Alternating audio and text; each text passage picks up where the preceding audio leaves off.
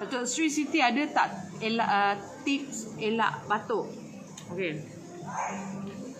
Pertama, Bioness, betul. You all ni bijak.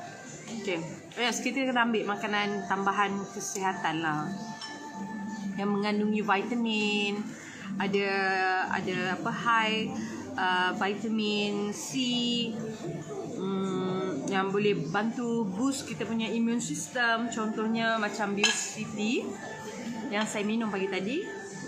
Dia kaya dengan vitamin C dan dia ada pomegranate, dia ada aloe vera dan sebagainya. So bagus untuk boost kita punya immune system. So kita ambil yang tu, kita tahu tahap kesihatan kita. Kalau kita tahu kita tak boleh minum ais, janganlah minum ais. Dah tahu sakit tekak, janganlah minum benda-benda yang boleh membuatkan kita batuk dan sebagainya. Dan selalu ambil air panas dengan lemon, letak honey. Itu favourite saya. Honey lemon adalah favourite saya. Saya akan minum setiap hari panas. Itu favourite saya. Dan satu lagi, kalau ambil makanan sunnah tu sangat-sangat bagus lah. Sekarang saya makan omelette dengan chili sauce.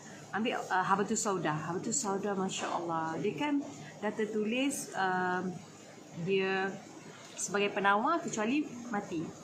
So dah terbaik tu amalkanlah.